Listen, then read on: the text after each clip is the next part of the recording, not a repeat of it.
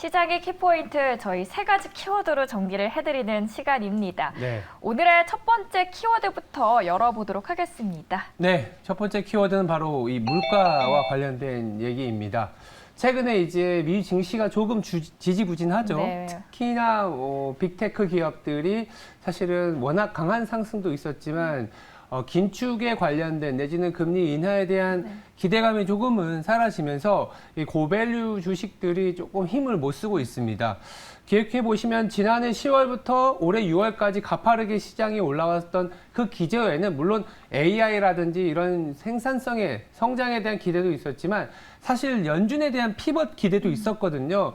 5% 넘게 가파르게 치고 올리던 기준금리를 더 이상 올리지 않거나 경우에 따라서는 내릴 수 있다라는 그런 피벗 기대가 생성이 되면서 거의 6개월에서 7개월 가량 상승 랠리를 이어왔습니다. 근데 실질적으로 6월에 피벗이 발생을 했죠.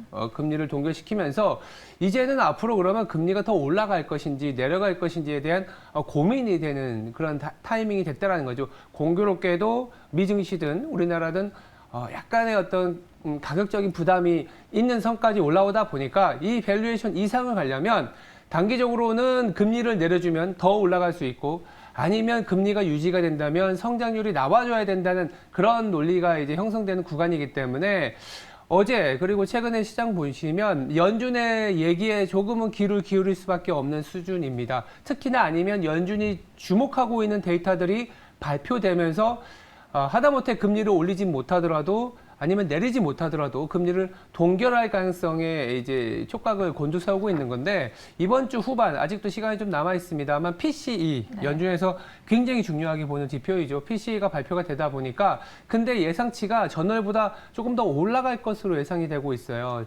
전월에 나왔던 지표가 4.5% 전년 대비인데 이번 주 후반에 4.6%로 컨센서스가 형성이 되다 보니까 정말 그렇게 나왔을 때 연준이 금리를 동결이 아니라 스킵이 아니라 7월에 올릴 수 있는 거 아니냐라는 우려 때문에 시장이 조금 이렇게 빅테크 중심으로 하락을 보이고 있습니다.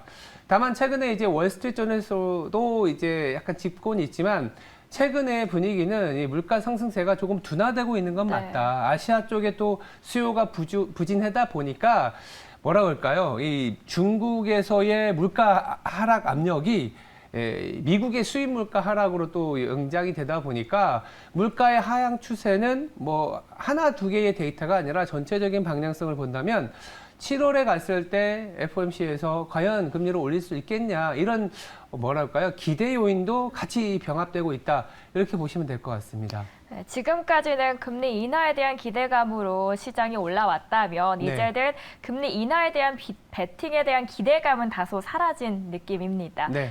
자, 그렇다면 물가 지표를 봤습니다. 두 번째로는 어디에 저희가 초점을 맞춰보면 좋을까요? 네, 제가 물가 얘기하면서 금리하고 성장을 얘기하는데 이 중국이 지금은 좀 중요한 타이밍인 것 같아요. 근데 중국이 이 7.2 위안이 붕괴됐다라는 건 위로 올라갔다라는 거거든요. 그래서 위안화가 약해졌다라는 건데 제가 말씀드린 것처럼 자 시장이 올라왔고 여기서 밸류에이션이 약간 고점까지 왔다. 그랬을 때 더 올라가려면 당장 실적이 아니더라도 더 올라가려면 물가 즉 금리를 낮춰주면서 다 같이 올라가거나 그게 아니라면 성장이 나와주는 그림이어야 된다라는 말씀을 드렸잖아요. 근데 성장이라는 어떤 하나의 그 키워드에서 중국이 좀 이제는 해줘야 되는 거 아니냐라는 타이밍이 왔다라는 거죠.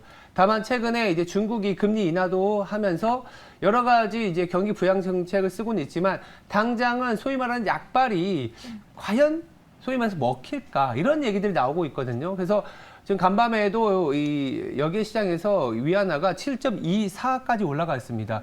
그만큼 지금 중국 경기에 대해서 불안감을 갖고 있는 상황인데 일단은 당장은 중국 경기 부진을 반영하고 있어요. 근데 중국은 이 위안화가 자동적으로 이제 결정이 되는 게 아니라 시장 자율에 맡기는 게 아니고 시장 가격 더해서 정부의 어떤 입김이 좀 들어갑니다. 그래서 이 7.2라는 게 상징적인 의미가 있어요. 2015년 이후에 이 시장화가 좀 더 진행이 됐었죠, 위안화가. 그때 이제 6.2에서 7.2의 밴드를 어느 정도 설정해 놓은 게 중국 정부입니다. 그러니까 7.2가 붕괴됐다라는 거는 더 이상 중국의 경기를 자시하지 않겠다라는 거죠. 조금 더 위안화가 안정을 찾을 수 있는 그런 방법론을 강구하겠다라는 하나의 상징적인 라인을 깼다라고 보시면 될 것 같거든요. 그래서 좋진 않지만 그만큼 중국 정부가 신경 쓸 만한 포인트까지 왔다라는 겁니다. 때마침 뭔가 이제 밸류에이션적으로 성장이 나와줘야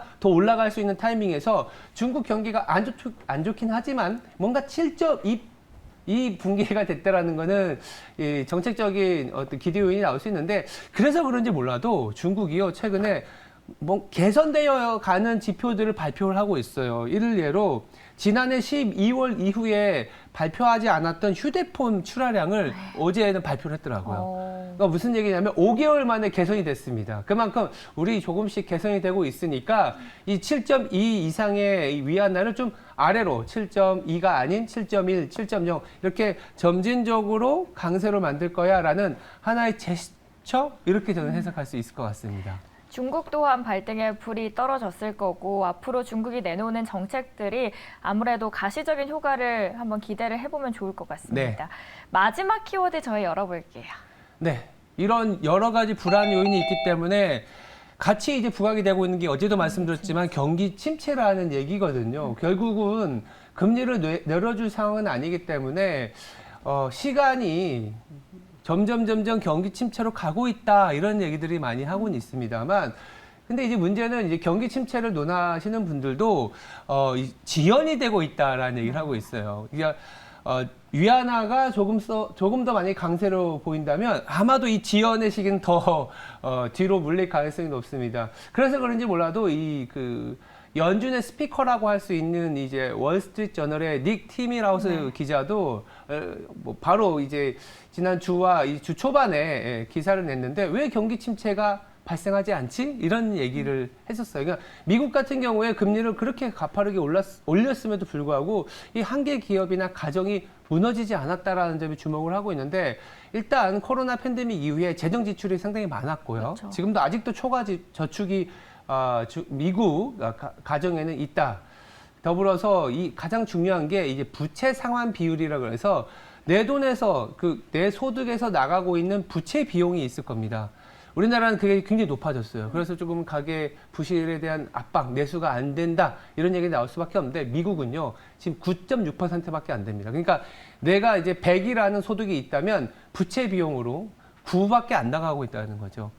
80년대 이후에 최저치에 있어요. 그러니까 금리가 상당히 높아졌는데 어떻게 부채 비용이 9%밖에 안 되지? 고정금리가 많아서 그렇습니다. 그렇다 보니까 경제 침체가 잘 오지 않는 그런 부분에 주목을 하고 있기 때문에 아마도 경제 침체, 뭐 금리가 올라가니까 경기 침체 될 거다 얘기는 나오지만 이렇게 가정 그리고 이제 버틸 수 있는 힘은 있다. 근데 이게 버틴다라는 거지 성장, 새로운 수요가 나온다는 건 또 다른 문제이기 때문에 이 부분을 좀 짚고하겠다라는 게 지금 시장의 분위기인 것 같습니다. 그래서 정리해서 말씀드리면 하방으로 그렇게 열릴 만한 경기 침체에 대한 이슈는 아닌 것 같다. 다만 금리도 당장 내려주는 건 아니기 때문에 또 다른 성장이 나올 수 있는 포인트, 뭐 중국의 정책이 좀 나와주거나 아니면 진짜 테슬라라든지 애플이라든지 엔비디아라든지 이런 빅테크들의 실적이 또다시 한번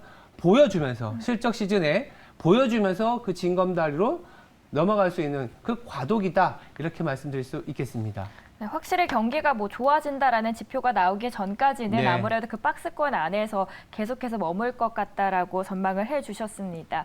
저희 오늘 시장의 키포인트 3가지 키워드를 정리를 해드렸고요. 월가월부 시간에서 더 자세한 이야기도 들려드리도록 하겠습니다.